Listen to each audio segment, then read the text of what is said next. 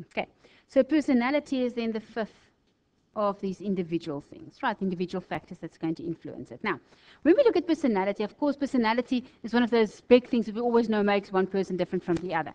And when we look at personality, it's made up by lots of small different traits. And we're sitting here and we have 2, 3 people, they're very similar in some aspects, other aspects they were completely different. Now, from a marketer's point of view, to look at personality is one of the hardest or most difficult things to actually take in consideration.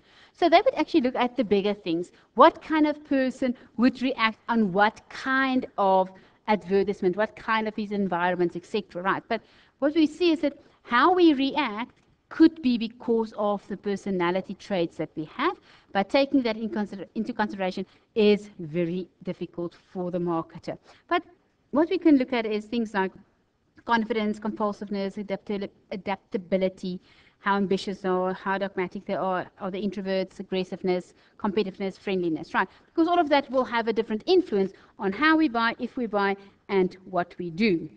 But at the end, all of these things will be making up who the person is. So the person pretty much is a combination of all these traits that might be in them.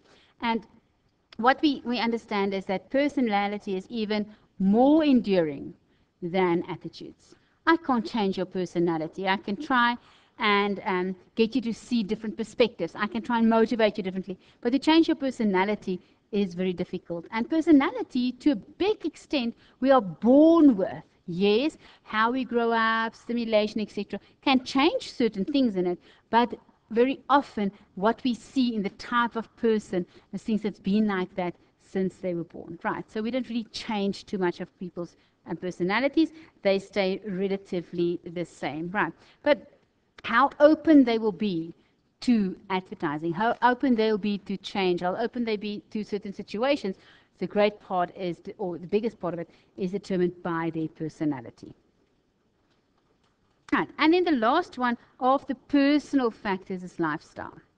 And this is actually one of the first ones that you've mentioned when we started talking, was this lifestyle. Now, when we look at lifestyle, it is how the individual spent their time, and therefore very often how they'll spend their money. But when I look at the lifestyle, most of the time we are looking at activities, opinions, and interests. So, what you do, what you think, oh, excuse, I wanted to have an arrow there. What you think and what you like. Right. That makes up what your lifestyle is like. Now, how you would spend your money will be determined with what sport do you do, or do you prefer to read, or do you like to watch TV? Then, what is your opinion about a specific thing will make you be someone who wants to buy, or someone who actually prevent himself avoid certain products. And then simply, I have an interest in, therefore I read up on it, therefore I will be in the market to buy a certain product. So maybe just the thing that the fact that I like gadgets, I'm going to buy into new technology, not because I need the technology, but because I have an interest in that sort of thing, right? So that is my lifestyle.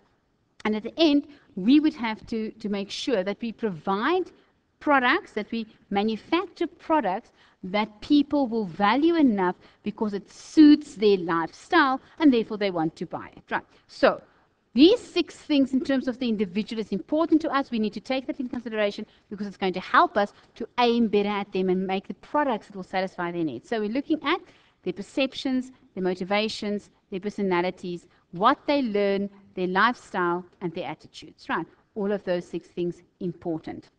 Right. That's all coming from inside of the individual. The next lot of things that we're looking at is the group factors. Now, when we look at group factors, what we basically just say is that people are group animals. We are not just staying by ourselves. We move in groups, and being part of groups and teams is important to us. What the group that we belong to thinks is also important to us. So very often, besides all those individual factors, I also make my decisions based on what people that I surround myself around, or people that I surround myself with, will think. Right, so looking at those group factors, the first group factor is the cultural group that I belong to. Now, when I look at my cultural group, remember that we belong to this cultural group depending on things like what ethnic group we are, what age group we are, etc. So there are a student culture, for instance, that you would be forming part of. Then there's the culture of the language that you speak. There is a culture of, and like that we have different cultures that we belong to.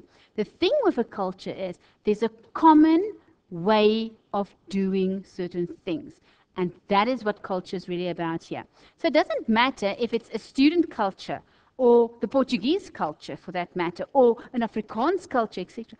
It's about the fact that those people have similar behavioral patterns and therefore will influence each other to keep on purchasing and doing things in a certain way. Right. So those patterns of behavior is then common to everyone in that society, and it is transmitted from one generation to another. So you learn certain things from your parents, and those parents then again, or you again will be parents one day, and you will tell those people that. And for that matter, I'm saying that students also have a specific culture. Yes, there's certain things that you do differently because you are students. And it's almost like one group of students is sort of passing it on to the next group of students. And how do we see it? We see it when you have new first years, and this first week or so, how they act in a different manner, and then all of a sudden they fit into how things are done. And that's when they fit into that culture of, for instance, being a student and how student lives work. Right. But in that culture then, there is this idea of common behavior, all right? But there's also the idea that there's norms. There's norms and there's values. And those norms and values have to be adhered to. Those norms and values bounds what we are allowed to do according to our culture, but it also provides us with certain rules of what will be acceptable and unacceptable behavior.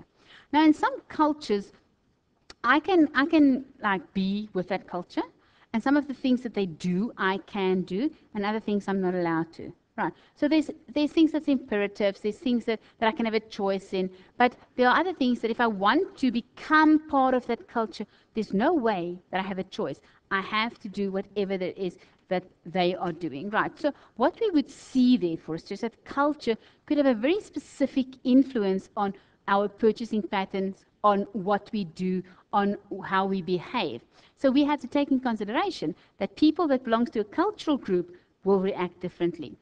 We can see that specifically, for instance, if we have to look at the religious groups. If we see how people that are Jewish have certain behavior over on Fridays going into Saturday, and that those are, there's no choice in terms of those things, right? That if we look at the Muslim community, that they're under the norms and behavior, you have to act like that. If you don't, then you are frowned upon, and sometimes it's even extreme cases where you would be taken out, or you'd be sort of scrapped out of that community simply because you're not doing the way that they do things, right? So we need to take in consideration how people's behavior could be a product of their culture. The next group that has a huge influence on us is family, right? So family is a big one. Family influence our choices because that's the family that I'm born into, that I will learn how to do things from them, I will therefore purchase similarly, etc. So at your home, there's a certain type of soap that your mother buys, right? Dishwashing soap.